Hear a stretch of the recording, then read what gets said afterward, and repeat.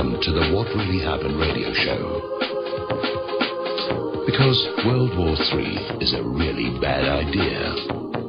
Here is your host, Michael Rivero. And aloha, America. Welcome to our show today. It is Tuesday, March 1st, 2016, Super Tuesday. Look, up in the sky. It's a bird. It's a plane. It's Super Tuesday. Able to rig elections in a single bound. And that appears to be already going on. We're going to be talking about that a little bit later in the show. Quick program note, our guest in our third hour today will be Sibel Edmonds, talking about her new project, NewsBud. They're trying to crowdfund a media corporation, company, organization, hopefully to match the size of the corporate paid professional liars, the prostitutes, and the correspondents.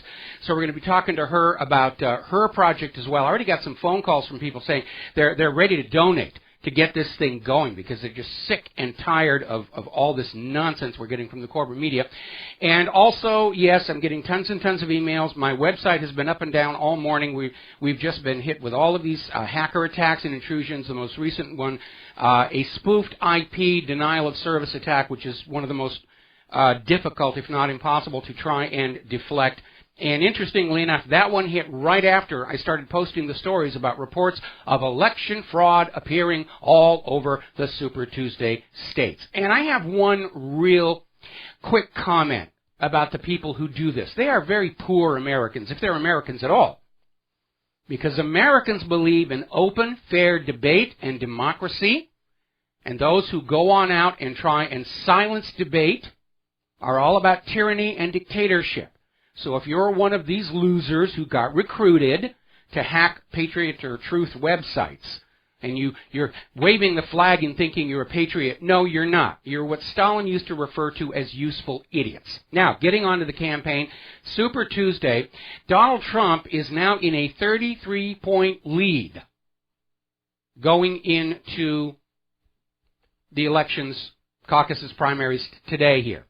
And it is amazing how desperate the media is to try and destroy Donald Trump. Now, to reprise from yesterday, they made a big deal about this story about how Donald Trump's father was arrested during a Ku Klux Klan rally, and they're making a big deal. See, he's with the KKK, he's a racist, he hates the black people, he's blah, blah, blah. And if you go back and read the actual original story, it doesn't say that Fred Trump was in the KKK. He just got caught up in the violence, and he was arrested and then released. They didn't even charge him. And all of this happened 19 years before Donald Trump was even born. That's how desperate they are to try and find something. So today, apparently somebody posted a quote to Donald Trump's Twitter feed, and Donald Trump retweeted it. And the quote is, "It is better to live one day as a lion than 100 years as a sheep." Now, I personally don't have a problem with that quote. Okay? I think it is better to live as a lion than the sheep. The sheep won't agree with me, but then that's why they're sheep. Then, of course, they sprang the trap and came on out and said, that was Benito Mussolini. Trump is quoting Benito Mussolini. And it turns out they're wrong. It is a well-known Italian saying going back to Roman times. And Mussolini may have said it, but it didn't originate with him. As a matter of fact, the earliest documented incident of this quote being used that I could find goes back to 1918 during the big mistake number 1. And there was this Italian unit that was under fire, and it looked like they were going to lose. So the commander, Carl Rigoli, had one of his soldiers right across the wall. Better to live one day as a lion than 100 years as a sheep.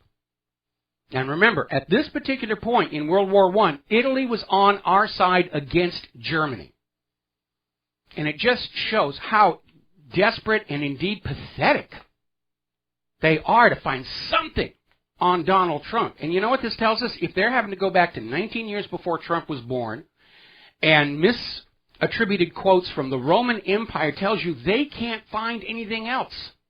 They're going to hurl rumors and innuendo, and somebody actually put out a photoshopped image of Donald Trump and a Nazi flag. See, he's a Nazi. We made a Photoshop that proves he's a Nazi. You shouldn't vote.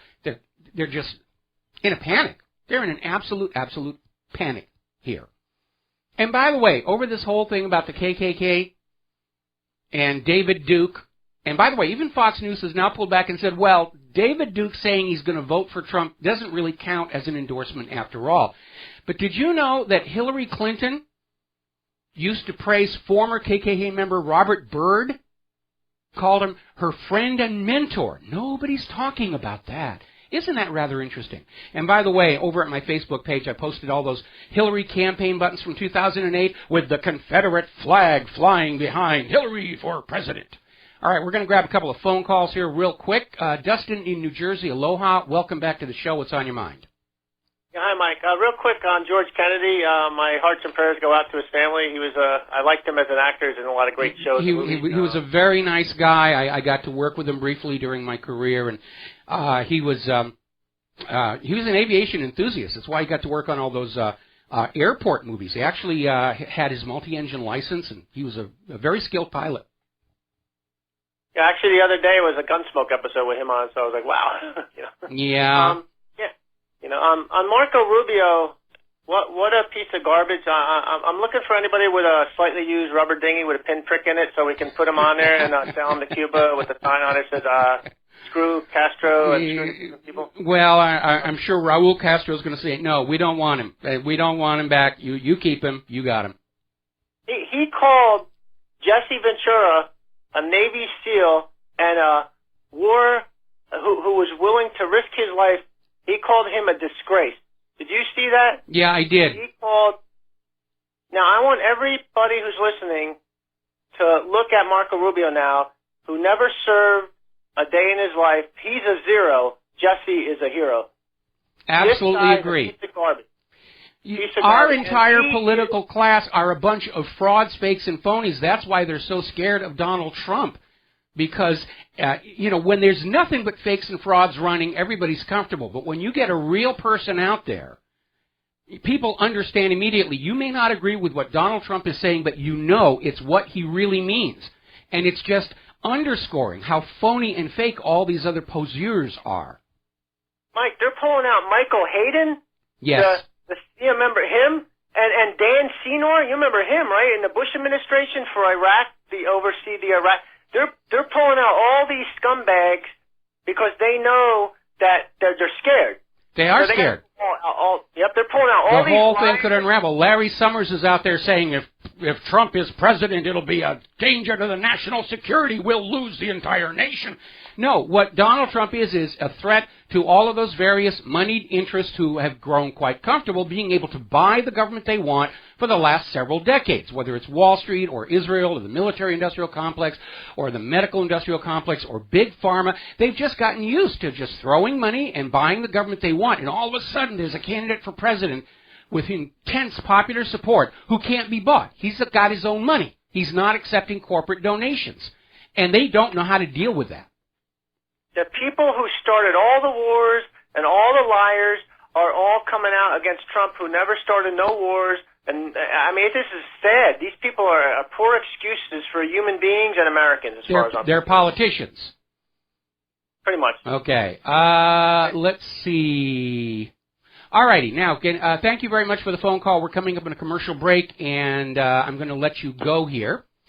And we've got another caller waiting on the line. And I'm also multitasking because I'm still looking in on my server and trying to figure out what we can do about these poor excuses for Americans who think they know what's best for the country, that we go on with Wall Street money junkies calling the shots. And you people out there in the heartland, you don't deserve a voice. You don't know how to really run the country for the benefit of the money junkies. So we're going to block you out. We'll be right back. Hello, America. Welcome back to the show. We're talking about Donald Trump, and I'm watching on the corporate media. They really are desperate. Their big argument now is, well, Donald Trump couldn't possibly win against Hillary Clinton. Well, he's certainly cleaning the clocks of everybody else who's running for the GOP nomination, isn't he? So you're out there trying to say that a guy with a 33-point lead is not going to be able to defeat Hillary, but the second, third, and fourth place guys might? It's ridiculous. It's absurd on the face of it, if you even think about it at all. But they're just throwing out anything they can think of to try and get Trump out. That's how desperate they are. Now, at one of Trump's rallies, they had two of these former Disney IT workers who, if you remember last year, had been called into their jobs and told, we are letting you all go. We're bringing in all these much less expensive H-1B visa workers, and you're going to have to train them and then clean out your desk. And because that kind of a situation has happened to so many people, the audience is out there saying, yeah, this is a real problem. And so they're all supporting Trump. Now, here's where it gets really interesting. Remember what happened in Benghazi. We now know for a fact help was available and within reach of the consulate during the attack. And there was that movie that came on out, 13 Hours. And two of the characters portrayed in that film are Mark Geist and John Tegan. And they basically came on out and said, if we had had Donald Trump as a president when Benghazi happened, the help would have been sent in. Now, we know why the help wasn't sent in. That consulate in Benghazi was the hub of the gun-running operation from Libya to the ISIS and Al-Qaeda in Syria, which has now been confirmed even by the Washington Post. That was what was going on. And Obama and Hillary Clinton wanted that facility burned to the ground to destroy the paper record. Small price that people got killed in the process here. And it is very, very intense out there. John Sununu, and that caller was right, they're just dragging people back from anywhere they can to get up there and say, I think Donald Trump's a bad idea. Vote for, who am I supposed to tell them to vote for? Here's your biscuit. Go home. John Sununu is out there literally saying, Republicans are going to look at alternatives if a disaster candidate like Trump becomes the nominee. Now, Trump is a disaster, again, to those moneyed interests who are absolutely convinced it is their divine right to be able to buy and own the government of this nation and steer it to their own personal interests at the expense of everybody else. And Sununu's out there saying they're going to look for alternatives. What do they mean? If he's the nominee, he's the nominee. They're talking about trying to force a brokered convention to kick him out, which is going to be very, very difficult to do with Trump's lead. Brokered conventions are basically if you have several candidates who are equal in the primary results. That doesn't apply in this case. The other thing they're talking about is shooting him off the podium, like they did Robert Kennedy. I mean, they're telegraphing their fear and desperation. Trump must be stopped. This is coming from The Economist and the Council on Foreign Relations. They're in an absolute panic that this country might actually go back to being a republic with a democratically chosen government that is constrained by the Constitution and the Bill of Rights. They've worked for years to build this fascist dictatorship. And they don't want you American people to take it away from them. Story coming out of the Forward. Jewish Republicans scramble to stop Donald Trump after he says he's neutral regarding what's going on with Israel and Palestine. Oh my goodness, he's not in our pocket. How could we possibly...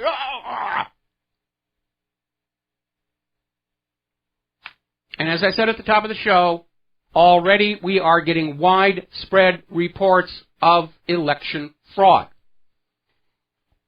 Down in Texas, apparently people are calling into radio stations there, saying that they push the button for Trump and their vote gets switched to Marco Rubio.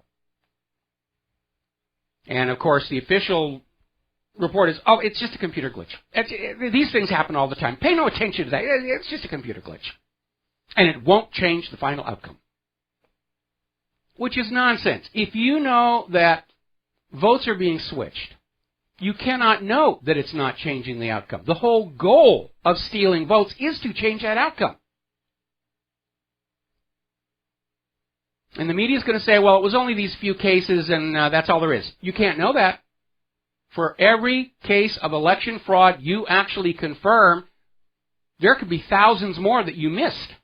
It's not like they're trying to attract attention. Apparently down in Texas, they were sort of running on the presumption that the voters would push the button and take the paper and turn it in without looking at it.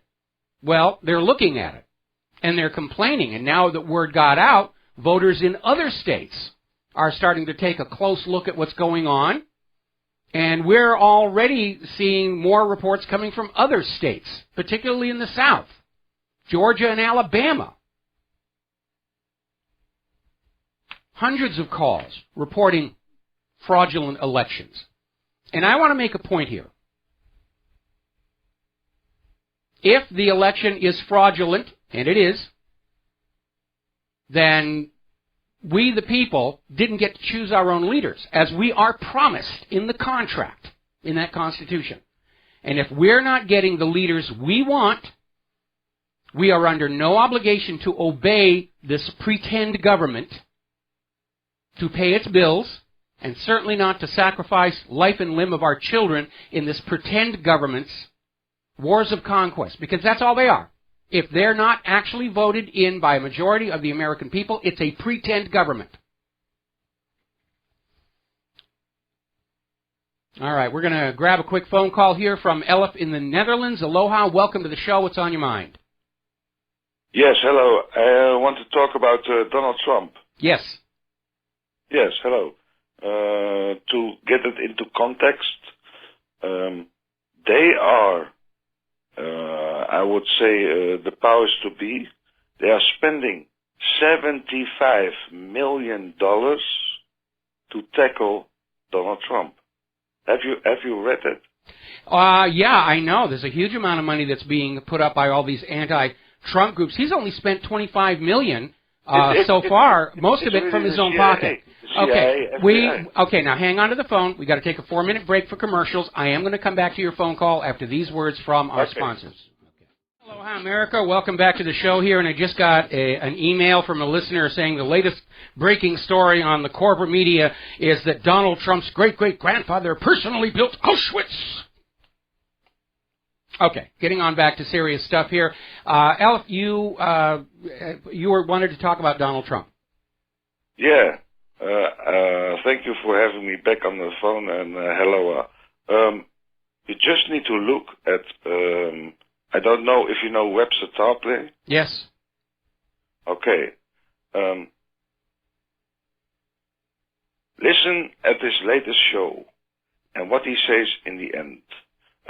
Webster Tarpley says Donald Trump looks at Mussolini and this and that, and he's like Hitler and this, and you need to listen to that. That is very interesting. You know, I expected better from Webster Tarpley. I mean, we've already discredited that whole idea that he was quoting Mussolini. It's actually a very common Italian saying going all the way back to Roman times. I'm a little surprised. That Webster Tarpley Me too. Yeah. That's what I'm saying. 75 million to counter Donald Trump. Yeah, it's... Okay? Yeah, I mean, that tells you right there what's going on. The big money is afraid of losing their lock on our country, and the issues here are larger than Donald Trump. This is literally becoming a war between the money junkies and we, the people of the United States of America, and we'd better be ready to go right to the hilt on this one, or we'll lose this country forever. Because after a scare like this, the money junkies will just lock the nation down to make sure that they have unfettered access to our wallets and the lives of our children from now on. And I found that quote, what you have said on your website, I found that very good. When you are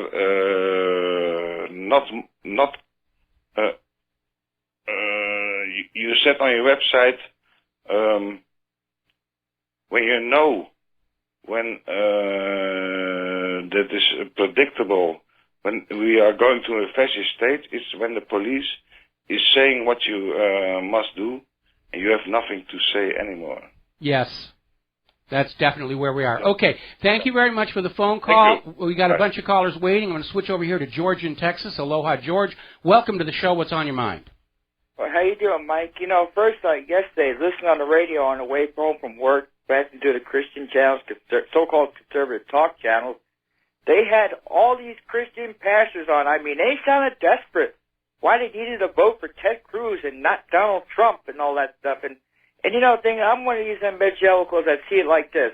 We've been burned by these so-called Christian conservatives because they talk a lot, they talk a big talk, but when it comes to free trade, illegal immigration, taxes, the police state, the surveillance state in Israel, I think the Christians are just tired of being burned. And Donald Trump, at least I don't agree 100% what he says, but his honesty is very refreshing. Yes, it is. It absolutely is.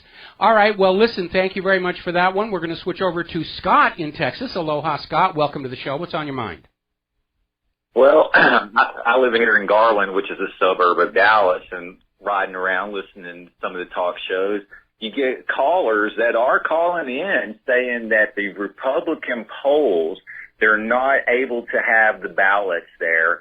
And there was one poll, it was so janky, people were standing around literally for hours waiting for the actual ballots to show up for them to even have the ability to vote. And some of them brought the wrong ballots even when they showed up.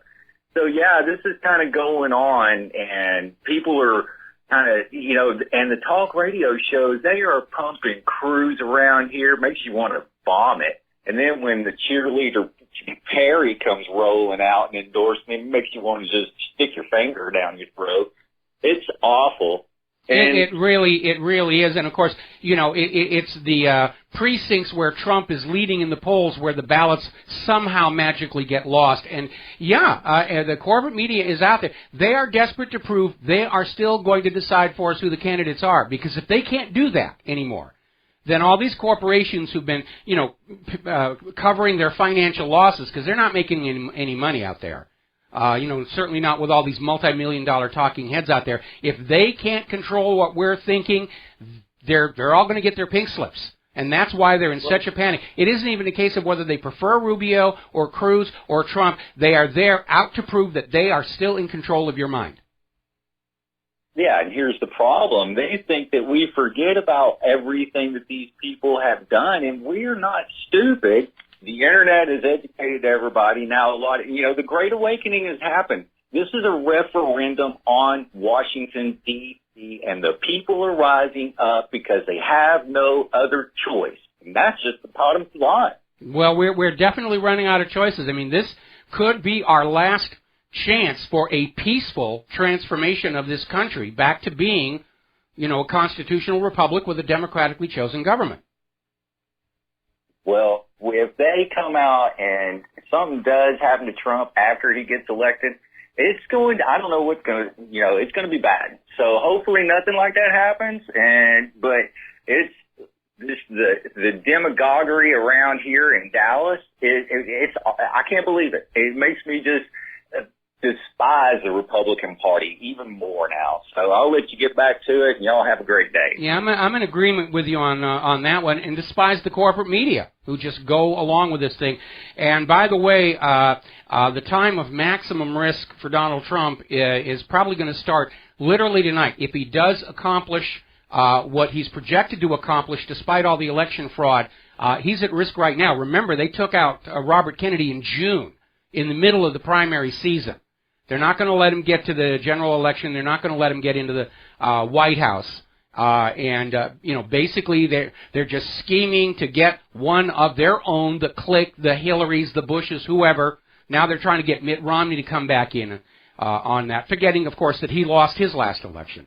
And yeah, you can just smell the panic in the air.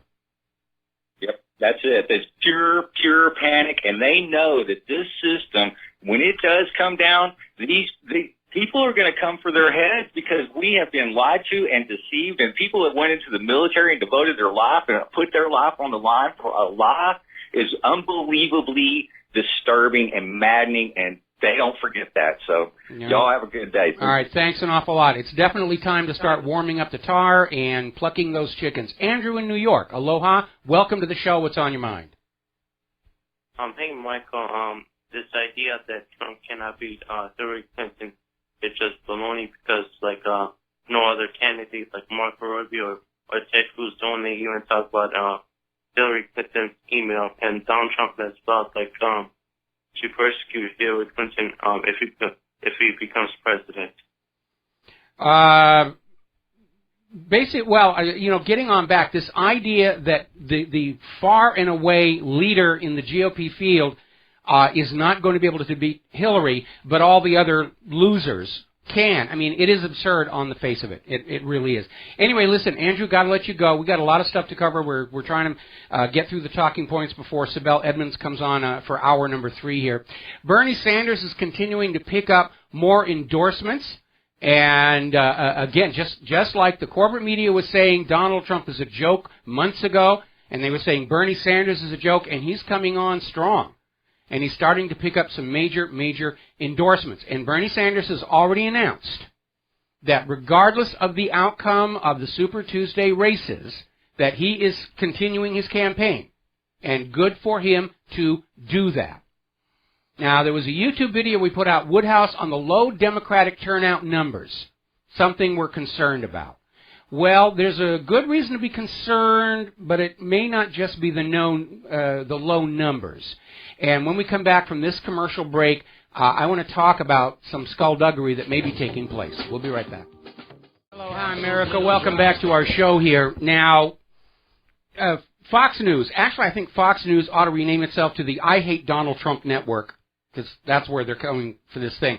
But they're covering this story, which appeared in the Boston Herald, where the Secretary of State in Massachusetts, William Galvin, is reporting that more than 16,000 Democrats have quit the Democratic Party, with a large number of them switching over to the GOP. And everyone's saying it's a Trump surge there going on. Maybe, maybe not.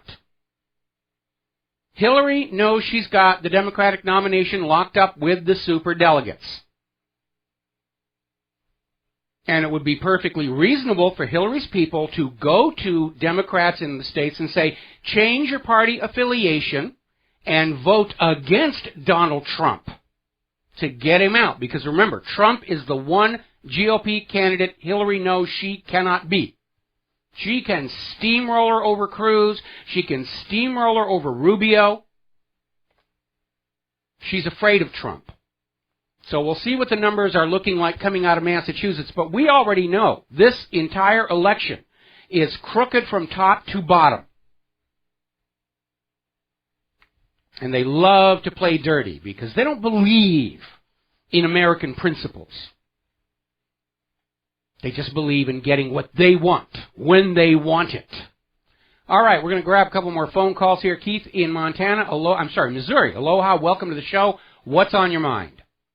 It was Montana. It was Montana. Okay, well, I thought it was, but my tech room guy put the wrong abbreviation in there. I think if we give him a raise, he could spell out the states explicitly for me. Well, they all sound overworked. So, hey, I got two things. You are right. They are all overworked, by the way. Yeah. One is more political humor. Do you remember My Fellow Americans with James Garner and Jack? Oh, I loved that. I loved that. That was great. You remember the couple in the car there that after talking about how they lost their job due to trickle down, and the other one lost their house due to the other ones, you know. But anyway, I think the caption of that, though, is when they says, get out of our car. This is our home, but get out of it, you know. Yes. And I think that's how the American public should feel today. But anyway, it showed the corruption of the U.S. government and its political assassinations and stuff like that to remain in power. Yeah, it really did. It's a very fun movie, and I'm hoping that they'll replay it this election season here. But it's more than just get out of our car, get out of our home. Get out of our government buildings. Remember, we the people own Washington, D.C. That's the city where the government we choose carries out their job of being the custodian of our national sovereignty. I mean, really, to be honest, if you study the Constitution and the Bill of Rights, those people in Washington, D.C. are all walking around the hallways with brooms and mops and pails and stuff, and their job is to keep the place working, not just sit there and grab everything they can find and put it in their pockets. And we do have a right, ultimately, to say, get out of our government buildings. Yep. So, anyway, the other thing I wanted to say was something about on the premise of this war stuff. If anyone wants to Google the U.S. or its allies, and U.S. sells arms to, Germany sells arms to, France sells arms to, UK sells arms to, you know, And remember, of course, right after the Libya incident, where Wired.com there came out with the 20,000 tow missiles missing and stuff like that from Gaddafi, you know, like that. But you can buy those on eBay now. Yeah, I would. Anyway, you always got a joke somewhere. Anyway, but whenever you hear someone like Kerry or something like that talk about 30,000 more troops on the ground stuff, whenever people would realize this, that since Japan's alleged sneak attack, which was no sneak attack at all, true, but if when anyone looks at all these countries the United States attacked, they armed them, or they previously armed them, whether it was Saddam back in '83 and stuff like that. And so when they send U.S. boys in, those boys are usually killed by weapons armed by U.S. and its allies. Yeah, we're paying for the guns and bombs and bullets that are killing our own kids. And I don't like that, and I don't agree with it. But that's what's good for business. Yeah, and that's just it. It goes in line with that My Fellow Americans video there. That the fact is that these corporate whores, we want to call them like that, will do anything to keep in power through the arms sales and all like that, to keep bolstering this thing up. And of course, just like this, I hate to be unpolitically correct, but there's no such thing as a refugee today. They're war refugees. The United States is bombed in 7 countries. Yes. So not only have you paid for it preliminary by your tax dollars and arming all these guys, but you're also going to pay for it in the interim there. And it's just like $700 million to arm and train alleged Syrian moderate rebels when New York can't even afford a snowplow or a driver or to train those guys. Or in Flint, Michigan, can't afford clean drinking water. And, of course, all this money that's spent on buying weapons for both sides and starting wars is all a loan at interest from those private central banks. You know, that's where they make their real fortunes. War is the bankers' richest harvest, and they don't care how many of other people's children get killed and crippled. You know, it's just all about, you know, plunging the world into debt slavery for the next 100 years. And on the last thing there, Mike, and I'll hang up here, but I really appreciate everything you and Claire and everyone are doing over there. I sent you another link on that reservation thing. I don't know if you had a chance to read it or not. You know, I've been a little busy this morning, unfortunately. I'm way behind on my my mail right now. Yeah, this is a corporate takeover of our Indian reservations now, and I sent you an article that was posted from one of our realtors and journalists over here about how they ousted him out of the meeting up there, which was a public forum. They confiscated his video and audio and all stuff like that, and now they refuse to release the police reports and stuff. But this is a total corporatization of everything in America, whether it's BLM land grabs. Now it's going to be the reservations. To buy off the reservations, they're going to offer them. It's fascism. It's fascism, plain and simple. That's all there is, you know, to describe it. It's fascism. Yeah, they're getting to the point now they're talking about putting meters on our wells. This is how bad it's getting. Yes. You know, you can't collect rainwater, but they'll gladly sell it to you, you know. Yes. So, anyway, thanks, Mike, again, for everything you're doing, okay? All right, thanks an awful lot. We're going to switch over here to Jason in Alabama. Aloha, welcome to the show. What's on your mind? Hey, I just wanted to give a shout-out to Jeff Sessions. I'm proud of him for endorsing Trump. Yes. And also play a world's smallest violin for Ted Cruz. Jeff Sessions must know something about Cruz that he's not showing on TV to everybody. Well, what's significant about it is Sessions has never done an endorsement before. In 20 years in the Senate, or 20 years in Congress, rather, he's never endorsed a candidate before, and now he's come out for Trump. Which makes it even more bittersweet that Ted Cruz was expecting him to back him. Because they've been, Ted, his clip I saw him not too long ago, saying those who want to know who's telling the truth in Washington, just ask Jeff Sessions. He said that in the clip, not even maybe a couple months ago. But one more thing is, I saw a clip last night that was somewhere in the last couple months of Jeff Sessions exposing the H-1Bs, which really made me happy also. So that's all I wanted to say, and like I said, congratulations, and I'm proud of Jeff Sessions for doing what he did. And that's all I got to say, Mike. All right, well, thanks an awful lot for the phone call. We're going to switch over to Jim in Indiana. Aloha, Jim. What's on your mind? Hi, Mike. How you doing? Doing, well, you know, fair to middling today. Excuse me? Fair to middling. I'm doing okay. I'm sorry. That's a phrase from my childhood in New Hampshire. Yeah, I'm not too far behind you, Mike. Hey, but it's great to see you. It's great to hear from you. You've covered Donald and Hillary really well. And I want to change it up maybe just a little bit. There's a 1961 short story done by Kurt Vonnegut called Harrison Bergeron. And that happens to be, 1961 happens to be the year I was born. Then, it was, very short, but in the mid-90s, somewhere along the line, HBO or Showtime or something, We're getting to the end of the segment here. You got to sort of sum up for me. Okay, well, the movie that whoever did, Harrison Bergeron, the Kurt Vonnegut story was great. And I just wanted to give your listeners and readers a chance to hear that because they're smart and they would love to see what is in that movie, which predicted the future. All right. Well, listen, Jim, I'm sorry to cut you off. We got to take a break for our top of the hour news and commercials. We'll be back with hour number 2. Aloha, America. Welcome back to our show. Hour number 2. We're talking about Super Tuesday, the campaign, the candidates. Already reports of election fraud all across the Super Tuesday states.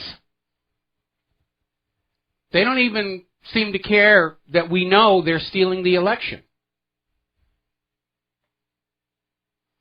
Now, story coming out of, well, it's a YouTube video actually. Supporters of Bernie Sanders are furious over the election fraud that they saw take place in Iowa and New Hampshire. And if the race comes down to Hillary versus Donald Trump, which seems to be where we're headed, Bernie Sanders supporters are saying they're going to vote for Donald Trump. They're not going to support Hillary Clinton. Because at core, Americans do have a strong sense of fair play, decency, and honesty. By the way, we ran a poll on WhatReallyHappened.com earlier today. Should people who knowingly participate in election fraud be considered treasonous to the country? 98% of the votes said yes.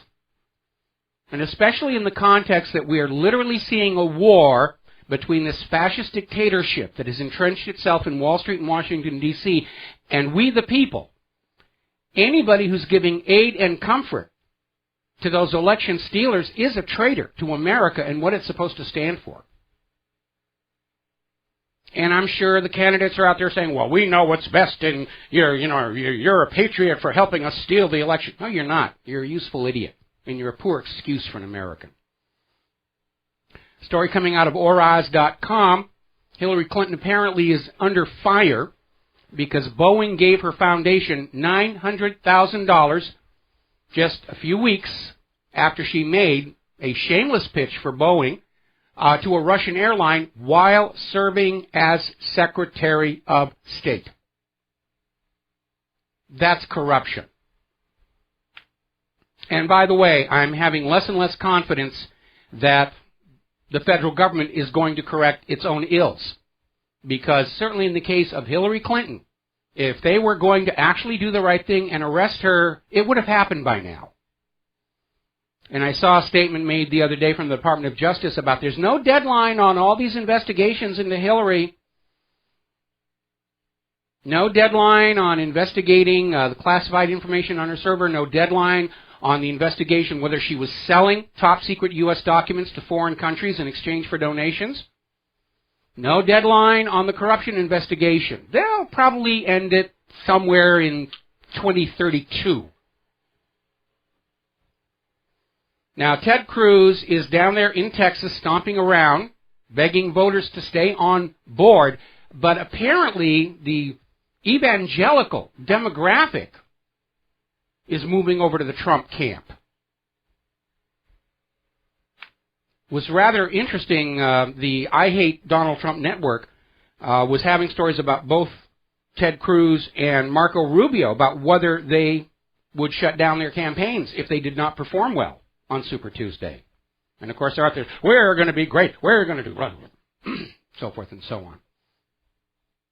Now the story is breaking. Apparently Marco Rubio, when he was in the Florida legislature, he pulled some strings to get his brother-in-law a real estate license. Okay, these kind of things happen. The complication, of course, is the fact that he didn't tell anybody that this was his brother-in-law or that he had a record for dealing cocaine.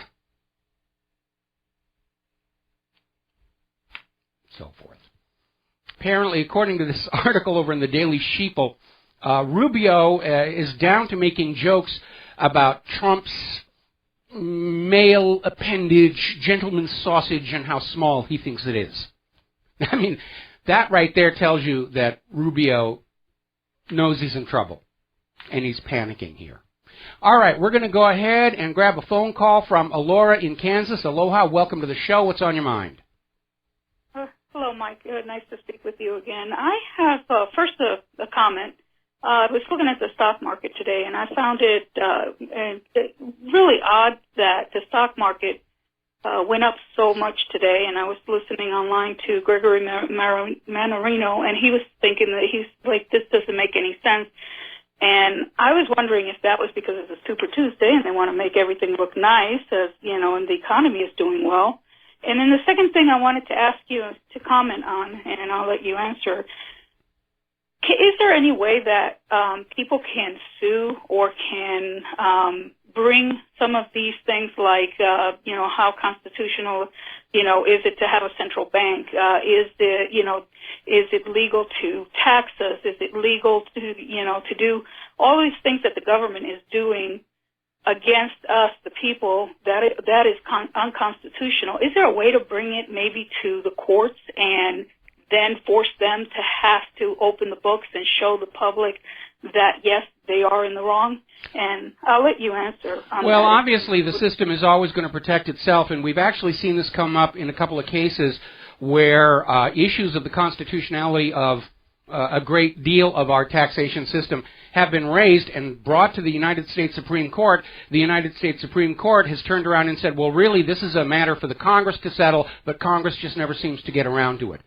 Again, in these issues of constitutionality that threaten to literally shut down, this constant sucking of our money into their pockets, they're never going to deal with it honestly.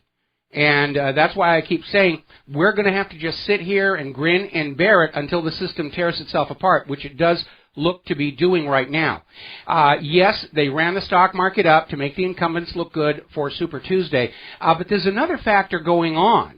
Analysts are looking at the recent stock market performance, and they say what's going on is a lot of these large corporations are buying their own stock back, which is perfectly legitimate to do. The problem is they're doing it with more of this instantly created money from the Federal Reserve.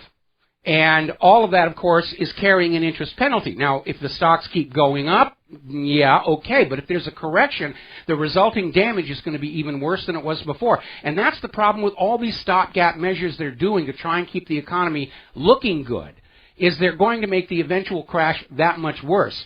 If the market had been allowed to follow normal supply and demand behavior back in 2008, the damage would have been far less. But everything that they're doing to shore it up is going to make it much, much worse. Yeah, and dealing with Deutsche Bank, do you see that actually collapsing anytime soon? And what are the ramifications from that bank and possibly banks here in the United States collapsing as well? Well, there are experts who are saying Deutsche Bank is already technically insolvent in terms of its liabilities greatly exceeding its assets. They're just going to pretend that it's doing okay because of the derivatives exposure. See, that is the sledgehammer hanging over the piggy banks of all these nations and the private central bankers. And the only way they can avoid the derivatives meltdown is to just go on saying, no, everything's fine, everything's solvent, everything is okay. And that's what they're doing right now.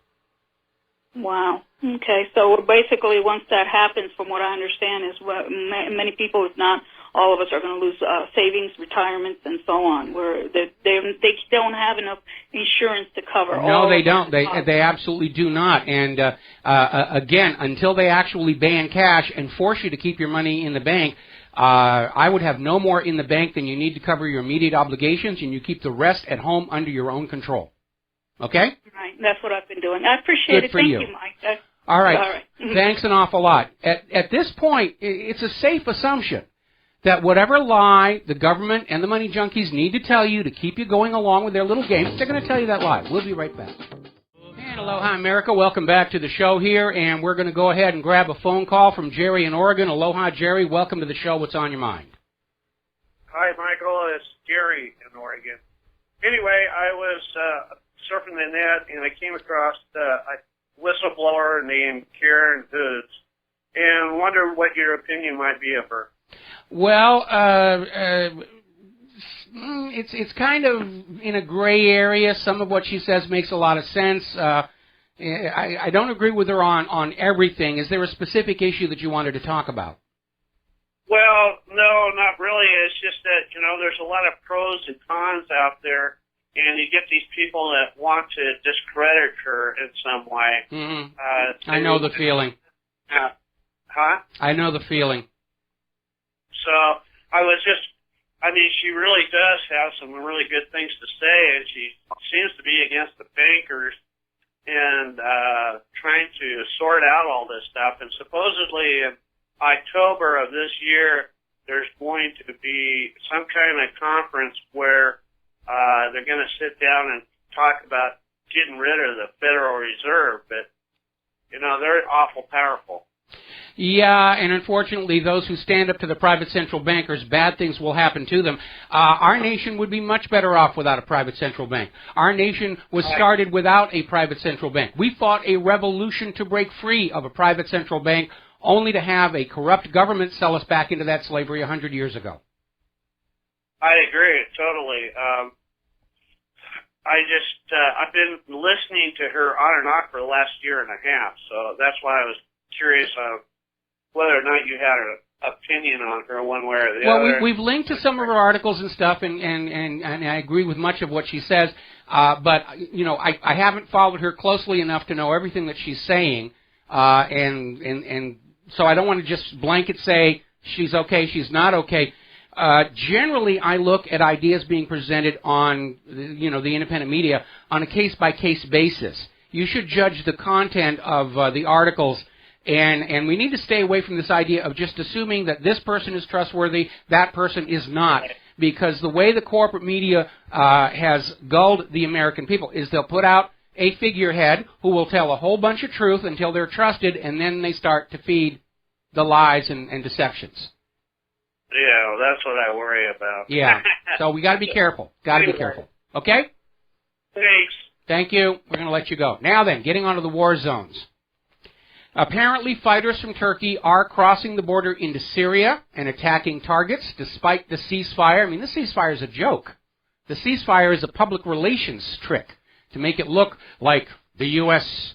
wants peace in Syria. No, what they want is a big piece of Syria with Assad gone. A Russian TV crew has filmed Turkish military forces building up on the Syrian border, getting ready to invade.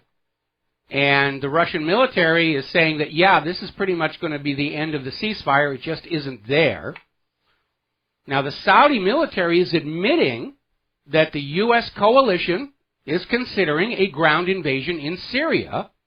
And as a matter of fact, we have a story here that just came out from Activist Post. The Saudis are confirming there's a discussion with the U.S.-led coalition about a potential invasion of Syria. Now, there is an important point to keep in mind.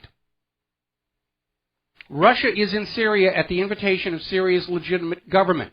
All the other players in there, the U.S., the Saudis, the British, the French, whoever, they are not welcome in Syria. This is an invasion. It's an act of war. And they're still trying to convince you that, oh, we're invading Syria to clean out all of those icky-poo terrorists. No, they're not. This is another in an ongoing pattern of conquests of other countries by the United States at the expense of your tax money and the lives of your children to make the bankers richer than they already are. We're pretty much into World War III.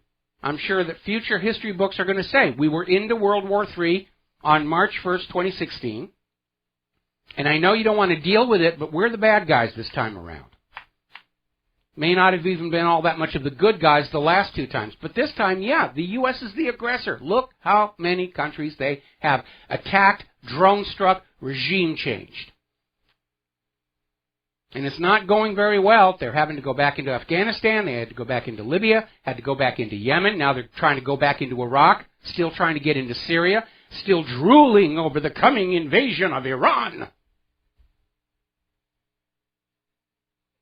And as long as they have your money pouring into their pockets and plenty of your children to grind up, they're going to keep on doing it. Now, here's a very alarming article coming out of Russia today. And it's saying that there's an investigation by Representative Duncan Hunter, who is also a Marine veteran. And according to this report out of Stars and Stripes, it's been discovered that U.S. troops, such as the Navy SEALs, are having to use their own money to buy crucial gear like helmets, GPS trackers, medical supplies. It's not getting to them through the normal supply chain. And, of course, the big question is, where is all this money going that disappears into the Pentagon? We know the Pentagon is really lousy about keeping track of that. After all, it's not their money. They don't care. Remember September 10th, 2001? Donald Rumsfeld got up there at the Pentagon and said, well, we've misplaced $2 trillion. And it should have been the financial military scandal of the decade, but fortunately for Donald Trump, 24 hours later, 9/11 happened. And the plane that crashed into the Pentagon flew around the Pentagon, came in from the other side, and crashed into the offices of the auditors trying to find where that money went. Now, remember what I said before about the U.S. not being able to prevail in a conventional war because stockpiles were drawn down, we don't have the manufacturing, don't have the money. This is a key indicator. If our frontline elite troops are having to buy their own gear now, that's a bad, bad sign. All right, we're going to go ahead and grab a phone call from Daniel. Aloha, welcome to the show. What's on your mind? Yeah, hi, Michael. I was going to ask a favor. If you're going to talk to Sybil Edmonds, was that today or? That's today. That's in half an hour. Okay. She's the only person I've seen do any kind of research on the American Turkish Council, run by Richard Armitage. Mm-hmm. And I just found out about the $680 million worth of bunker busters that Turkey just got handed to them. Mm-hmm. And they're made by General Dynamics. They're one of the members of the American Turkish Council. Along with Raytheon, Lockheed Martin, Northrop Grumman. Yeah, the gang's all here. I'll mention it to her. Or if you want, you can call in during the next hour and ask her yourself, okay? We are going to be taking phone calls. Okay, cheers. All right, thanks a lot. We got to take a break for commercials, and we'll be right back. Aloha, America. Welcome back to the show here, and let's talk about the economy. And there's an article over in Zero Hedge, and I referred to part of it earlier in the show. There is $1.8 trillion with a T dollars in debt maturing this year. And this article goes in and talking about this artificial equity rally for the past 7 years is all based on stock buybacks by their corporations. In fact, Goldman Sachs recently admitted buybacks have been the sole source of stock buying in recent years. The small individual investors are already gone. These are just corporations trading their stock back and forth with Wall Street. And the problem is that these corporations are not using profits to buy their stock back. They're borrowing money, and they're just running up more and more debt to buy their stock back. And it makes the market look good. It makes the corporations look good. But again, the earnings don't justify the stock prices. And the earnings are not going to be able to service all this new debt. We know what is going to happen ultimately. The government and the Federal Reserve are just going to make believe that these corporations are not in financial trouble. You're expected to pay your debts back with all accrued interest. But for the too big to fail, too big to jail crowd, well, we're just going to sort of pretend that that's not an issue anymore. That's how corrupted our entire system has become. Now, Larry Summers basically came out, as you know, he's declaring a war on cash. They want to get rid of the $100 bill as the opening salvo to eventually banning all cash so that you will no longer have the freedom to keep your money under your own control. You will be required to leave it in the bank because, after all, the bank knows what's best for you. And so this law professor came on out and said, cash is the currency of freedom. And that's absolutely right. If you are not free to keep your money in your own pocket, you are a slave. He comes out saying that, the public doesn't trust the banks. People like Larry Summers have done a horrible job. Well, that's not entirely accurate. People like Larry Summers have done a terrific job for the money junkies. That's what they're there for. Okay. Now, New York has announced that they want their public pension fund to drop oil stocks.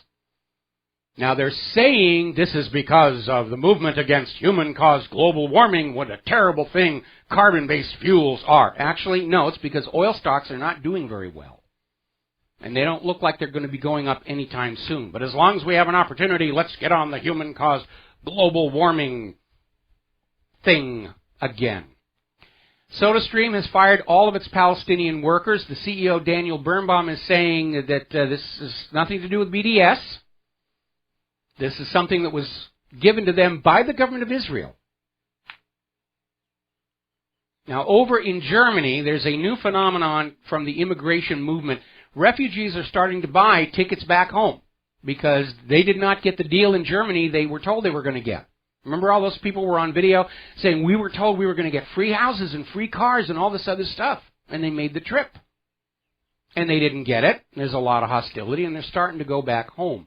This, let's blur everybody together so they lose their sense of identity and become willing slaves. It didn't really work out very well. Another article over in the Express is talking about how, as the immigration situation gets worse, the leaders of the European Union states are turning on each other. They're like sharks, and it's a feeding frenzy.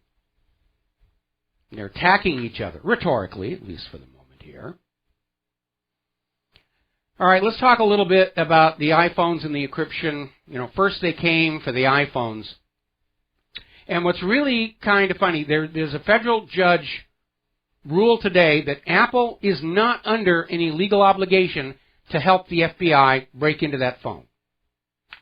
And what's even more absurd about all of this is the FBI itself, as part of their program to protect the security of your data, advises the use of strong encryption on your phone. James Comey, of course, wants to go the other way. They want everything open so they can peek in whenever they want, steal your business secrets, naked pictures of your significant others. And by the way, little comment here. Have you noticed how they want all of this absolute tracking on individual users of cell phones, law-abiding people, but could care less about all the cybercrime that's going on? Cybercrime costs the U.S. economy almost $10 billion every year. Government could care less about it. They just want to make sure you are not thinking bad thoughts about them. Apparently, the FBI has mounted a project, about $1 million, over at the University of Indiana to track memes and how they spread across the Internet. So if you come up with a really cute idea and it goes viral, the FBI is watching you. Go ahead and watch. I stand on the First Amendment. Remember that horrible incident down in Georgia? May of 2014. Cops did a dynamic entry into a house, tossed a flashbang grenade into a crib, permanently disfiguring a small baby. Cops said they were going to pay for the medical costs. Then when they saw what the medical costs were under Obamacare, they backed off. The family sued, and the judge finally awarded the family $3.6 million. And I'll bet taxes are going to go up in that town in Georgia, because the police aren't going to pay for this themselves, even though we know in a just world they should. Police officers who break the law should not be immune. They should be as liable to go to jail or pay the civil costs as anybody else. The United States Supreme Court ruled in John Bad Elk versus United States that the police are the police only when they themselves are in compliance with the law. And when they're outside the law, they're just ordinary citizens in costumes. All right, we're going to grab ourselves a phone call here. Wayne in Pennsylvania. Aloha, welcome to the show. What's on your mind? Hey, Mike, aloha. Hey, I just want to run something quick by. I was running through the news today, and it's out of Maine Republic. There's a journalist in there by the name of David Robinson coming up with a story I've seen before about replacing county sheriffs, elected county officials with U.S. Marshals. And I don't go any further than that other than I'd like to know if you know about it, and if you do, if you see this happening to the rest of us in the United States. Well, I've heard about it, and unfortunately the reason for doing that, for putting U.S. federal marshals in the positions occupied by the county sheriffs, is because it's a transfer of control and authority from the states to the federal government, and I think we've already had way too much of that. If you go on out to the Constitutional Sheriffs and Peace Officers Association, you're seeing a lot of these state-level, county-level police officers and sheriffs are standing up for the Constitution and the Bill of Rights. And from Washington, D.C.'s point of view, that cannot be allowed to stand. The Constitution is just a blankety-blank piece of paper. We're going to fire those troublesome sheriffs and put in some of our own useful idiots to enforce the will of the tyrant. I like the way you think. The other part about that was there's another county, I don't have it off the top of my head, where they actually took the arrest powers away from the sheriffs as a prelude to actually probably obliterating their office totally. So, well, there you have it. Another nail in the coffin. All right. Well, thank you very much. I mean, the reason they're taking the arrest powers away is because all these sheriffs saying that they will arrest federal agents coming into their state and trying to impose federal law that is in contradiction to the state law. This is a states' rights issue. Okay, Mark in North Carolina, real quick. We're coming up on a commercial break. What's on your mind? Yeah, Mike, a couple of things. One is as far as this fuss about David Duke, you know. Well, right on Alex Jones, he had a 2-hour interview with Louis Farrakhan, who also supported Donald Trump. So what are these clowns going to say now?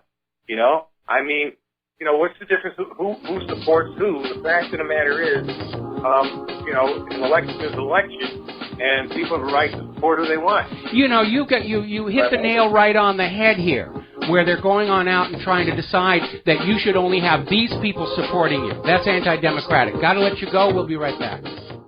And aloha, America. Welcome back to our show here. And boy, it is a busy news day. There's just no two ways about that.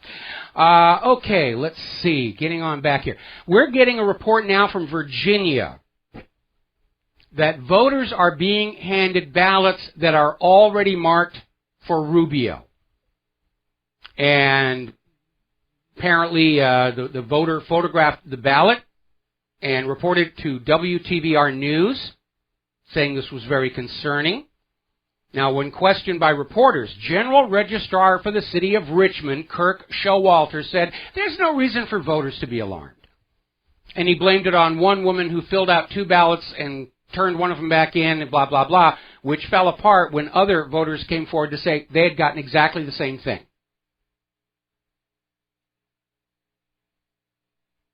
They're not even trying to hide the fact that they are stealing this election. Time to warm up the tar and start plucking those chickens there, by golly. Now then, up in Lansing, Michigan, they've declared a snow emergency. Lansing City Hall and all of its community centers are closed. Parking on city streets is prohibited. All City of Lansing sponsored events are canceled, with the exception of the election training that's going on. Lansing Community College closed. All evening classes and events are canceled. This is in the month of March here that we are seeing this. Now, there's a story coming out of Daily Caller about how a group of scientists have put out a new study confirming that, yeah, there hasn't been any global warming in 15 years now. And buried in this report is the admission that all these computer climate models that the carbon Nazis have been waving at us were wrong. Their predictions don't match the real world. Now, if you read my ClimateGate page, there's a bunch of quotes down there at the bottom, one of which is where they're saying, we're not observing the real world. We're using the computer models. They're telling us what's going on, and we're going to set policy on the basis of these computer models. And now they're admitting these models have been wrong. Now, real science operates on a very simple principle. You come up with a theory. You use the theory to formulate a process by which you can predict what's going to happen. If the real world does not match those predictions, if the predictions fail, you scrap your theory and your approach and you go back to the drawing board.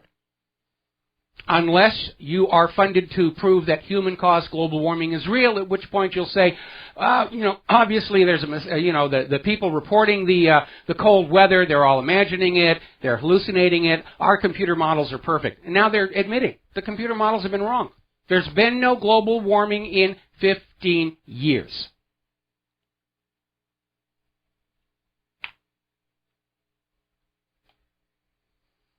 Now, out here in Hawaii, because of some major storm systems north and south of the islands, we're getting huge surf. There's been some property damage along the north-facing coasts of Oahu and Kauai, but there's a little bit of a side benefit. And what it has to do with is the ancient Hawaiians used to carve petroglyphs on rocks right by the water. And because the sand is constantly shifting, sometimes they're covered up. And under the heavy waves, a lot of these petroglyphs are now visible. And I remember way back, my first marriage. Broadzilla and I were married on the island of Kauai. In fact, we were married standing on exactly the same spot as Elvis stood when he got married, for you Elvis fans out there. And we were there. We had a huge storm come on in. And the next morning, I went on out with the camera down by, we were at the Cocoa Palms. And I went down there by the water, and all the rocks had been scrubbed clean of sand, and there were all these ancient petroglyphs. It was just amazing. And usually they're covered up. But you get this little window into the past that's out there. Okay, there was apparently a really bright meteor over Scotland, large enough to leave a sonic boom. And NASA has confirmed that there was a rather large meteor slammed into the Earth's atmosphere in February, exploding with a force equivalent to 13,000 tons of TNT, almost the same size bang as the little boy atomic bomb used on the city of Hiroshima. Fortunately, this meteor came down over the ocean, 600 miles east of Rio de Janeiro, and the resulting impact did not generate a tsunami. But boy, there's a lot of rocks floating around out there. So, anyway. Now, yesterday we were talking about this satellite mapping of chemical pollutants in the atmosphere. Carbon monoxide, carbon dioxide, and sulfur dioxide. And how a few days ago there was this mammoth release all along the west coast of the United States. And nobody knew what was going on. A lot of people said maybe it's instrument failure, maybe it's something else, maybe it's, those Californians doing what they do. Well, now there's a story coming out of IntelliHub that says the source of this massive methane sulfur eruption has been narrowed down to the San Andreas Fault, which does, in fact, run up the west coast of the United States of America. And there is a concern that this may be a prelude to a major quake. So if you live in California, make sure your quake kit is handy. And, just be prepared. Have plans. Survivalism is a lifestyle. It's not just a bunch of stuff shoved in a closet. It is an awareness. It's a mindset. It's a way of thinking. It's the way you live. Now, getting on back to astronomy, which is one of my favorite subjects, the prevailing theory of the formation of the Earth and the Moon, which actually counts as a double planet, because if you look at the moons around other planets, they're very, very tiny compared to their parent body. And for the Earth and the moon, our moon is a sizable percentage of the Earth. And there had been a theory that a long time ago there was another body that slammed into the proto-Earth, a glancing collision that sheared off what became eventually the moon. Well, there's new research coming on now basically saying that our present Earth was made up of two planets that collided head-on and fused together, which if you look at the tectonic plate structure, which is not something you see on other planets, it makes a lot of sense. Now, over in New York, and this is one of those stories where you just get sick of hearing this kind of thing. Bishop Robert Cunningham of the Diocese of Syracuse, New York, thinks we should go very gently on priests who abuse young children because, according to this bishop, the age of reason or the age of consent in the Catholic Church is only 7. So those boys who are older than 7 or 7 or older, they are responsible for their decisions. Now, I don't think young boys of age 7 even know what sex is at that young age. And it angers me to see this situation. By the way, fun story. This came out of the Daily Mail in Great Britain. Father Stephen Crossan was caught on a video snorting cocaine in a room decorated with Nazi memorabilia. But at least, to the best of our knowledge, there weren't any underage boys present at the time. But, wow. God is omnipotent, omniscient, knows everything, but he just apparently can't read a resume when he's hiring his staff.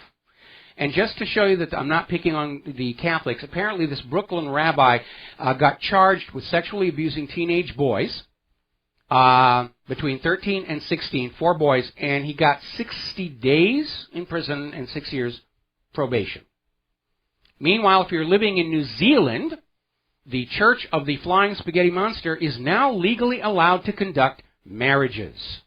Huzzah, huzzah, huzzah for all you Pastafarians out there. Alrighty, we're coming up here on our top of the hour news and commercials.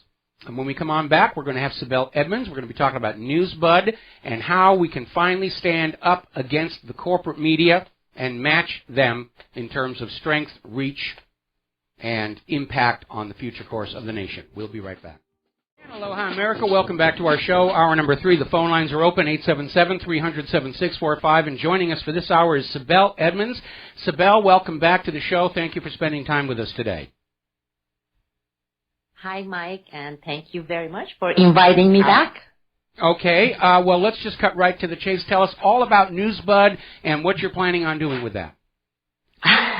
Well, NewsBud is our objective for an alternative media that is funded 100% by the people. And with that, what we mean is, when we say 100% people funded, we mean no advertisements, no corporations' involvement in any way, and no reliance on sugar daddies. And what I mean by sugar daddies are these people with these foundations, and these people are those mega corporations. Anyway, we are looking at people like George Soros, Rockefeller's Foundation, Carnegie, Koch brothers, etc.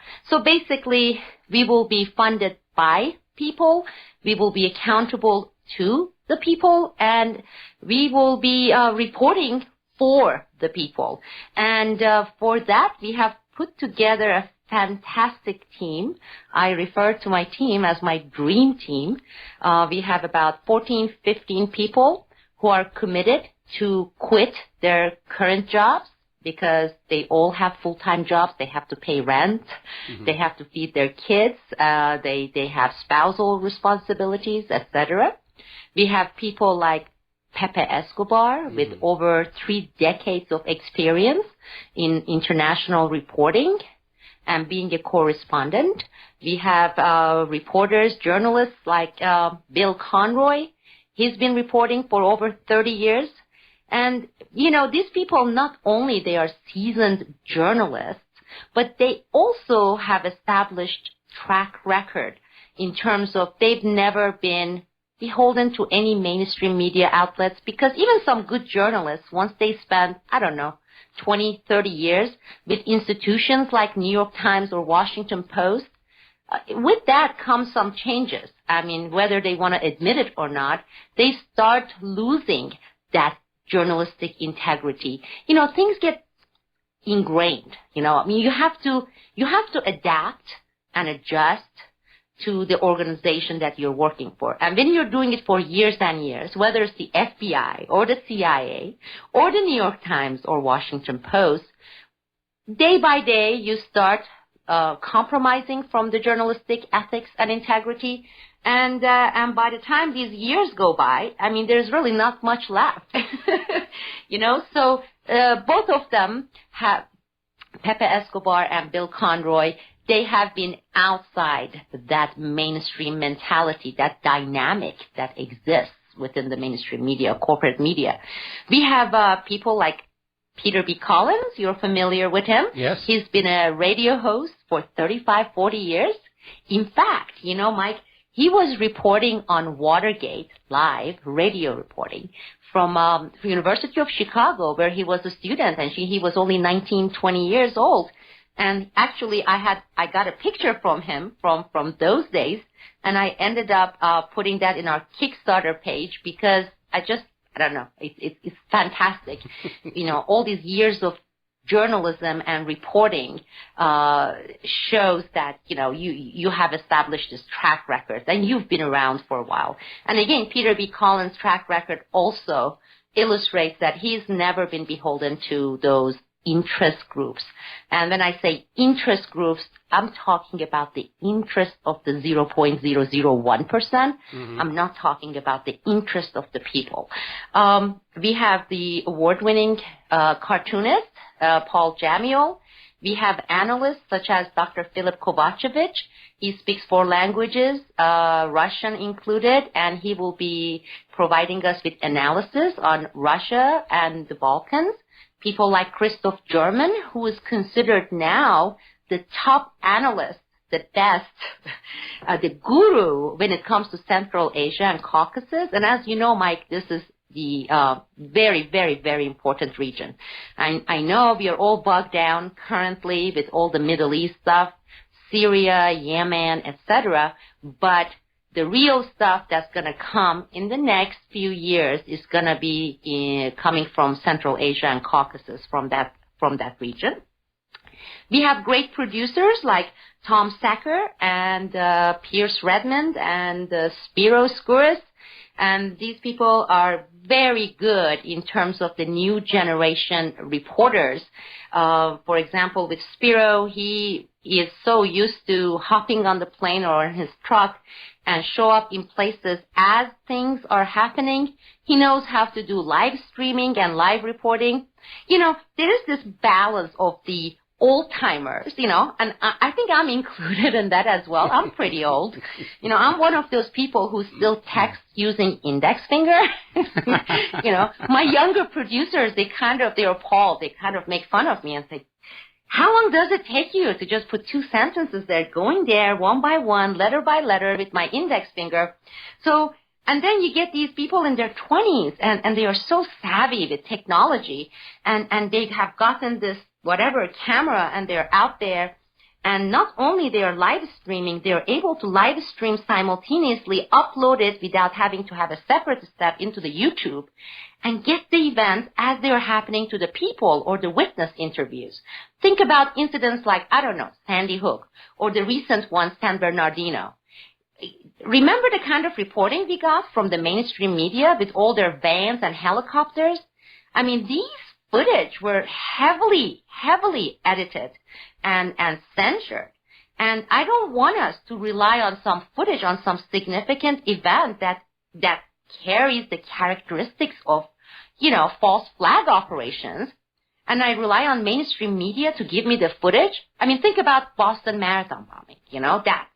I would like to be able to have satellite camera crew in several different parts of the country, on the East Coast, Central, South, West Coast, etc., and be able to have our people on the ground filming, providing footage, going and getting hold of witnesses, because time and time again we have been shown that the mainstream media, what they're giving us, I mean, you have to really take anything they give us with a grain of salt, and I have to say with tons of salt. Let's forget about it. Right. We could de-ice the roads in Lansing, Michigan with all the salt we need to use for what the corporate media is giving us. There you go. And so we have this group, and it's a great, because we have people who are known to be, and they are not shy, and they are not hiding it. They are nonpartisan, like they don't vote party lines, etc., but some of them are known to be left-leaning. Some of them are known to be right-leaning.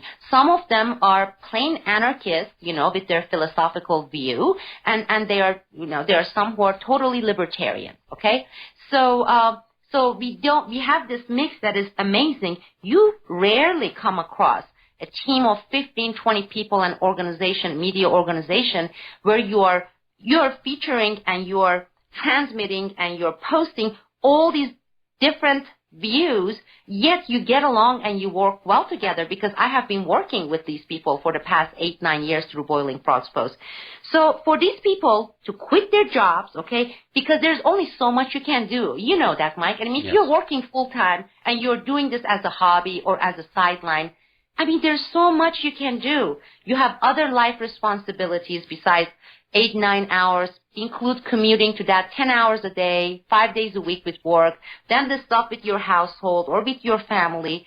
So they really don't get to fulfill their potentials.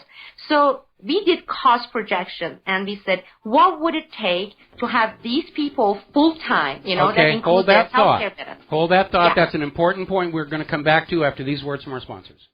Aloha, America. Welcome back to our show. We're talking with Sibel Edmonds, and she's launching a project called NewsBud, a public-funded media organization, and it's an idea who's long overdue. And within my own circle of contacts within Internet broadcasting, I have sort of been lobbying for us to stop being in competition with each other and pool our resources and our talent together so that we form a broadcasting entity that is able to stand up to the corporate-owned entities and attract a larger audience that way. So let's get down to the nuts and bolts. You've got a Kickstarter page for NewsBud. What is your funding goal? Okay, our funding goal, we sat down and we sharpened our pencils and we said, what would it take to have 14 people full-time on board, okay? So we are not doing this thing part-time as hobby. Have technical center with all the required IT expertise, and, it's not only about the equipment and servers, people who are savvy, and you know how it is, Mike, yes. and how to run it. For example, I am technologically challenged. And I have to say, I would say 99% of our people, they are not into technology. There are certain things we are not good at, and it's not our expertise. Technology is one of them. Believe me or not, this thing with publicity marketing is one. In terms of working the social media, I told people I don't have an Instagram. I have never used Instagram. I don't even know what Instagram is for. But today, this is one way to communicate and put the word out, to try to counter the mainstream media and disseminate news. So we need those kinds of skill sets. We need a studio, recording studio, preferably 2 to start with, to have guests and have live broadcasts, have roundtable, video, audio, both. So we put all these costs, we really trimmed it, and it came to around $850,000. As you know, Kickstarter takes 10% of it. 5% goes to Kickstarter's own commission. The other 5% or so goes to whoever is the payment processing company they are using. So we arrived at this number of $950,000 goal. That may seem a lot to people, but this is for us to set up, start operating, and operate for the full year to show people what we are doing, what can we do, how we are doing, and then go with recruiting supports after that. Because, Mike, one of the biggest and the worst pressures, and a lot of NGOs do that, is this whole fundraising business. I can't tell you how much I hate it. You know, first of all, it takes my time away from doing important work. Currently, with my journalist partner, we have been working on this very important story with what happened in Burns, Oregon. I have traveled to Utah, to Idaho, on the case of Lavoy Finicum, who was murdered in that area. I'm in touch, and I have been interviewing his attorney, other witnesses. I'm not going to get into the details of that, but there's so much to be done there. And on top of that, this whole issue came up, which is related to these protests that took place over there with the sheriff in the neighboring county, and I live in Oregon, that is the Grant County next to this Harney County, and this sheriff currently is under siege and is for political reason. I don't know if you remember or not, but in 2013, after the Sandy Hook, I don't want to call it incident or whatever. It is one of those question marks, that Sandy Hook, whatever it is. Yes. I don't want to even characterize it.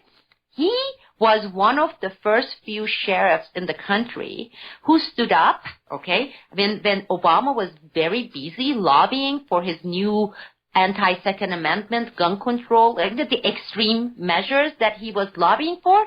He was one of the first few gutsy ones. Actually, two first ones came both from Oregon, something about Oregon water, I guess, making people ballsy. And he said, over our dead body, you know something, President, even if you pass it, as sheriff, constitutionally, we have actually more power in our own region. We are not going to implement it. Not only that, this guy went, now whether you agree with him or not, it's not the point.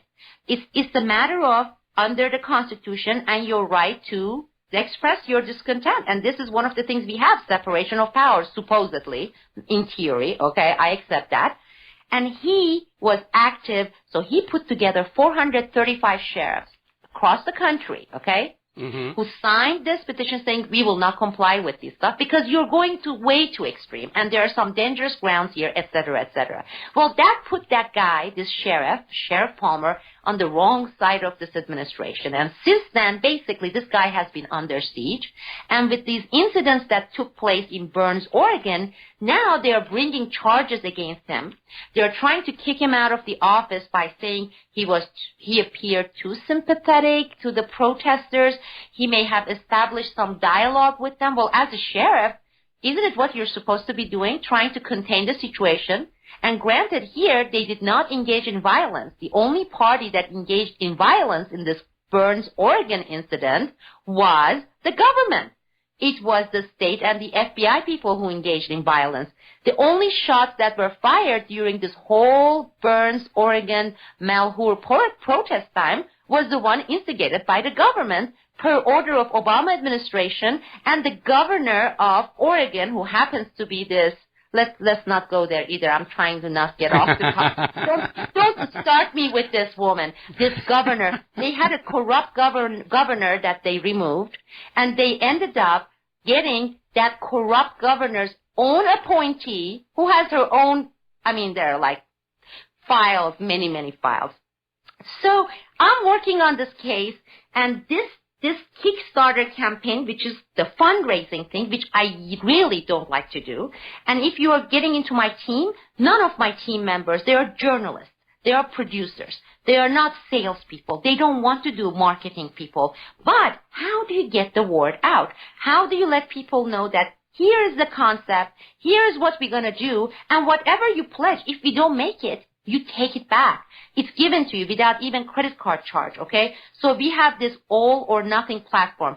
If we raise the entire $950,000, then we receive that money minus their commission, which comes to about $850,000. We set up business. Within 3 months, we are giving you firsthand news, investigative journalism, investigative production via video, via podcast, and collaborate with like-minded, real independent, those people with integrity. And within a year, if we have not satisfied you, guess who's going to put us out of business? Only people. Because by not supporting it, by not subscribing, by not donating, they would say, I don't like what you put, this is not good, so I'm not going to, so we're going to be bankrupt, we're going to go out of business. So we are only accountable to the people. And I'm so glad you mentioned at the beginning of the second segment, you mentioned some keywords, Mike. You talked about instead of being competition with each other and trying to stab each other on the back, to do collaboration. And you have no idea how rare this collaboration has been. I mean, first of all, there are not many people to collaborate. Some of these so-called alternatives who are getting millions of dollars from their sugar daddy Soros. Okay, so on that thought, I hate to interrupt you again, but we do have to pay bills here. We got to take a 4-minute break for commercials. We'll be back with Sibel Edmonds after these few words. And aloha, America. Welcome back to the show. We're talking with Sibel Edmonds, and I'm already getting emails and chats from people who want to get involved. It is an idea whose time definitely has come, and I hope you meet your funding goal, and you managed to have apparently come up with a really reasonable budget to launch a venture like this. What are some of the other stories that you're covering right now that we should be paying attention to? Well, currently, the two main stories that we have been spending time, one of them I have been on it for years, and you know about this case, Mike, is Dennis Hastert, former Speaker of the House. Yes. And he is the one that last May, his scandal broke, the fact that this guy, for all these years, he's been a pedophile. And not only as the media reports that he was a pedophile, raping little boys, etc., in a school where he was a wrestling coach, but he continued these activities throughout his life when he was a Speaker of the House.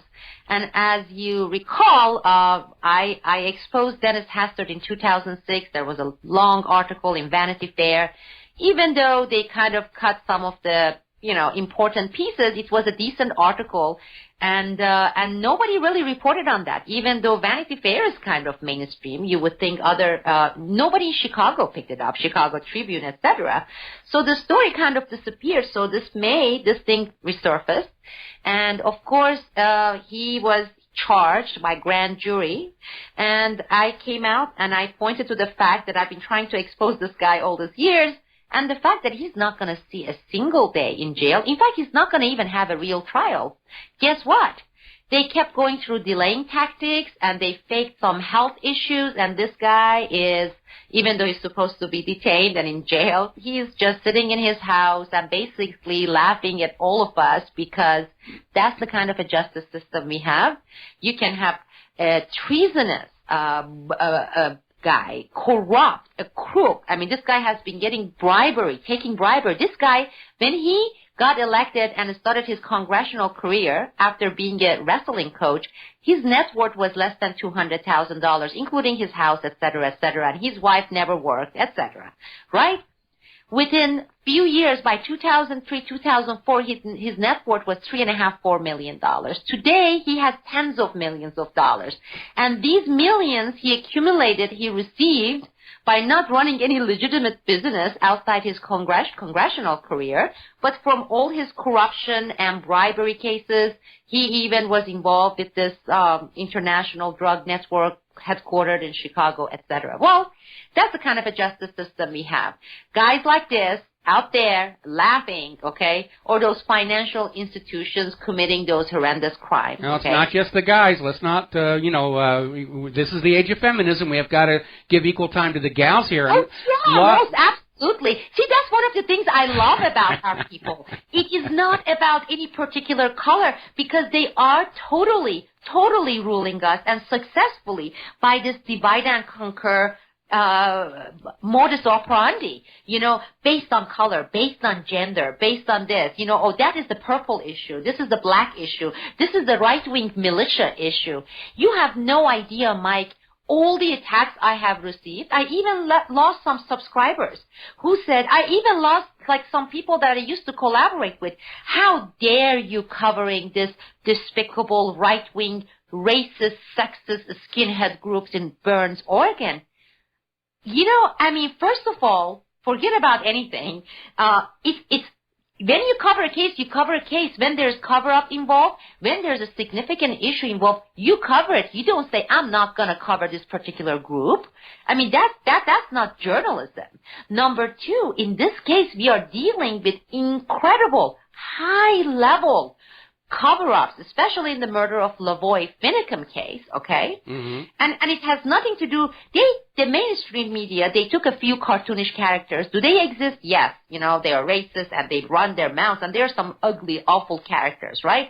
With the machine guns running their mouth. And they made the whole movement, the entire issue, they boiled it down to that, which was absolutely wrong.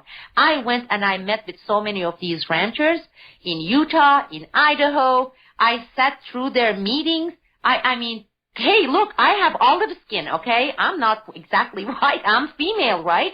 And I come from Muslim background, and I have to tell you, I did not see a single indication of that kind of portrayal that they are putting out there on these people, especially the ranchers group, okay?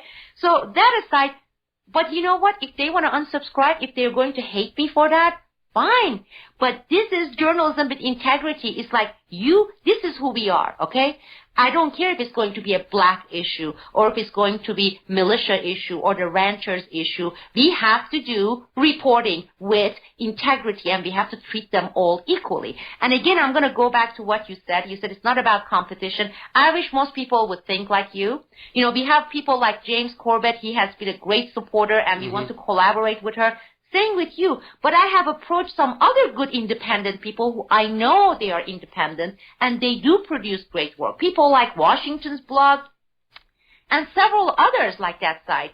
And they say, well, it's going to be competition. I'm trying to do this, so even though I really support the idea, I can't do it publicly because that's going to interfere with my fundraising, etc. See, these are the kinds of things that keeps us from really being effective. Mainstream media, they have tens of millions of dollars, hundreds of millions of dollars, okay? And they have been doing what? They've been putting propaganda. They have been the mouthpiece of the 0.01% and the government, and they have been covering up, okay? To counter that, we need the resources, people, okay? We need to have our own camera, people. We have to have our own live streamers. We have to have our own seasoned investigative journalists. We have to have our own different means of communications. I'm looking into having servers in other countries because I know how these people operate. They're going to try to come and shut it down. For example, I know I can't rely on YouTube. Guess who owns YouTube and Google, okay? So they're going to pull the plug when they want to. You know, it can be based on some anonymous complaints, and they do that. They have done that. So I know we can't rely on that. We have to have alternative modes ready in place because I have some stories related to the stuff that I mentioned, Mike, and when and if we break this, it's going to be tremendous. And I'm already looking at various ways to break it, not from this darn country, because I can see the impossibility of it, or I can see how in so many different ways, not only they can stop us from reporting, they can come and actually get a warrant after us. They have been doing that, you know.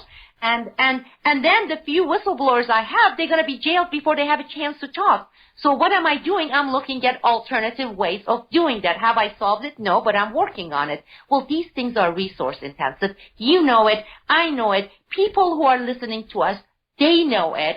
And you know what it takes that amount, $850,000, $900,000? All it takes for us to have 25,000 people who say, we are sick and tired of this mainstream media and pseudo-alternatives. You know, who is it? PayPal's Omidyar, the billionaire who has bought himself some so-called reporters and rules them as 100% dictator editor? That's pseudo-alternative. All it takes, 25,000 of us get together and say, we're going to do this independently, and we are going to make you irrelevant, okay? We're going to make you irrelevant.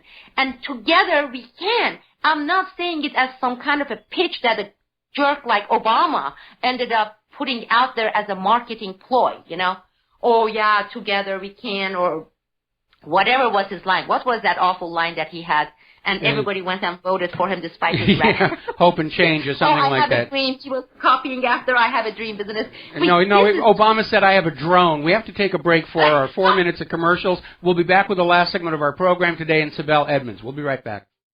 Aloha, America. Welcome back to the last segment of our program today. We're talking with Sibel Edmonds, and let's do a quick recap for the people who came in a little bit late. The name of your project is? The name of our project is Newsbud. We already have a little web landing page, newsbud.com. That's NEWSBUD.com. And if they go to that link, they will be provided with our video, the team members, with their bios, but also the link to Kickstarter campaign page. It's based on all or nothing platform, meaning all the pledges there will be returned without even any credit card charge if we don't reach our goal. So they can go to the Kickstarter page and they can support us. They can find out about our team members, their background, etc. So all the information they need is there. And of course, my website, Boiling Frogs Post, we have been posting a bunch of interviews, videos, additional information on Newsbud. Why are we creating Newsbud? You know, before every and any show, I remind myself to just kind of not get as much passionate, because I think, well, you know, I've been around for 15 years fighting the system, and it's time to get a little bit more jaded, right? But it hasn't happened, Mike. I started with my whistleblowing with the FBI. I didn't go to the people. I first went to the Congress. That was way back when I was green. And I realized after the whole congressional process, they were readily gagged by the federal branch, etc., by the executive branch, that Congress has declared the American people, us, irrelevant.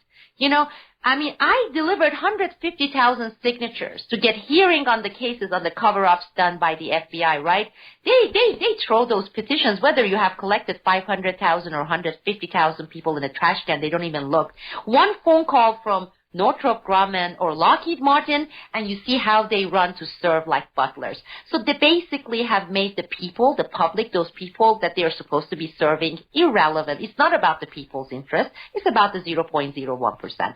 I went to the federal court all the way up to the Supreme Court, right, Mike? Yes. 5-6 years of fighting, incurring $184,000 in legal bills, only to find out that the federal courts are there to serve the federal government, and the federal government is the mega corporation's extension.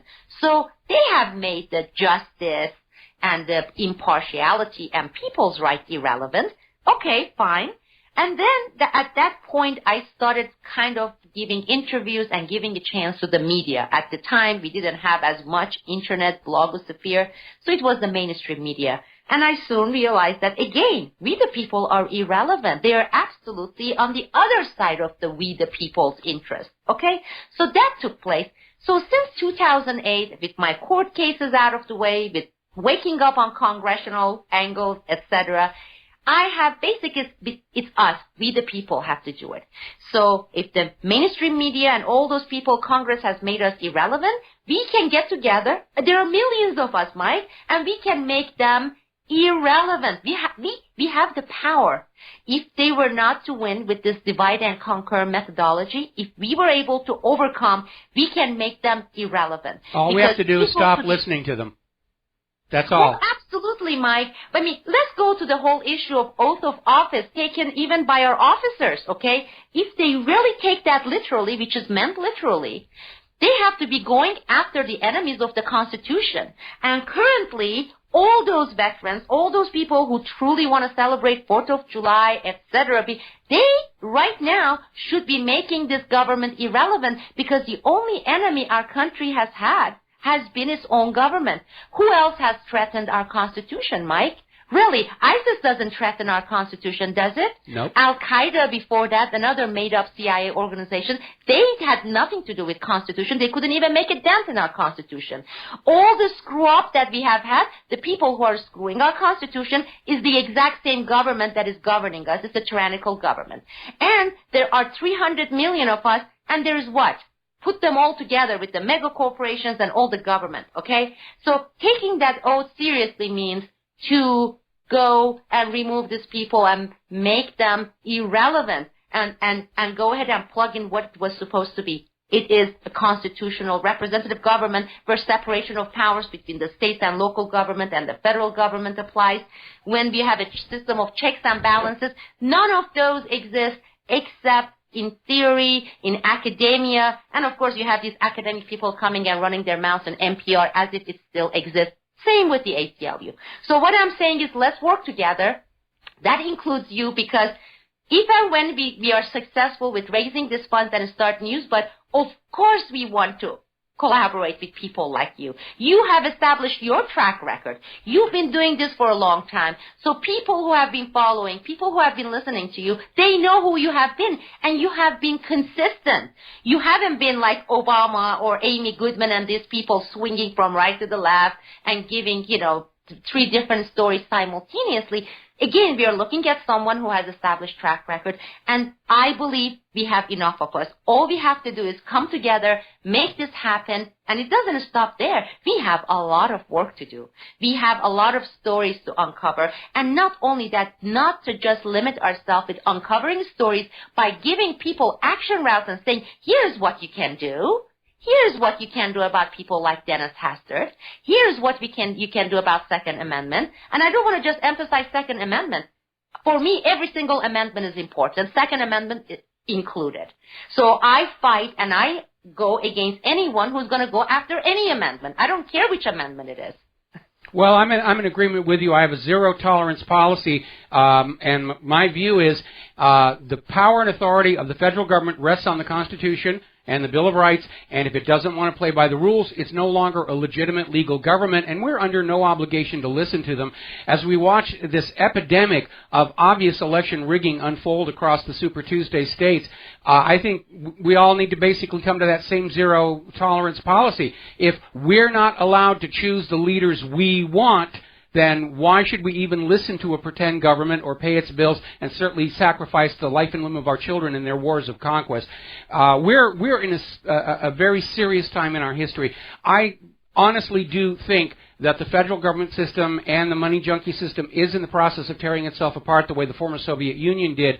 And when they do come crashing down, there is going to be a huge public outcry and demand for media that can be trusted, that can be relied on, and I think there's going to be a wonderful opportunity for all of us who's been out here in the independent media to finally get out there and correct the historical record, rip the lid off of all of these cover-ups, because if there's one thing the American people deserve above all else from their government, it is the truth.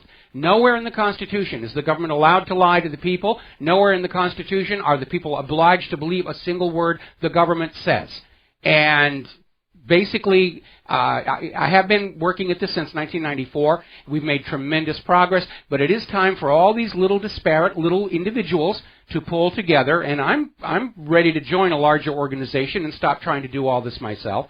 And we do need to basically pool our resources together so that we match in influence and reach and audience the so-called corporate media, and the time to do that is absolutely right now. But it is going to take an act of will by all of the American people to say, we're going to support this, a true public media, a vox populi. And I wish you luck with your Kickstarter campaign. When is the expiration date on that? We only have actually a little less than 6 weeks. We have 42 days left, so that makes it 6 weeks. And so well said, Mike, and you would be welcomed. We'd welcome you with open arms anytime you give us the word and you are part of this team. I would be honored. I would be honored. Likewise. Okay. All right, we got about maybe, we're on our last 30 seconds. Is there anything else you want to share with our listeners? No, actually, you recapped it so well. I wish I had that knack, that ability to say it in few words and say it strong. Maybe it's because English is my fourth language. Well, but, I have to make room for the commercials here. You're right. The clock is ticking, and people have to realize that it has been ticking, but it's ticking really fast. The time is now. Lots of disasters are coming. It's the accumulation of a lot of horrendous things they have been doing. I hate to cut you off. There's our closing music. We have to turn the microphone over to the show that follows here. We will be back tomorrow here on the Genesis Communication Network. The polls are now starting to close in the Super Tuesday states, so we're going to be munching our popcorn and watching the results come in. Talk to you tomorrow. Aloha, America.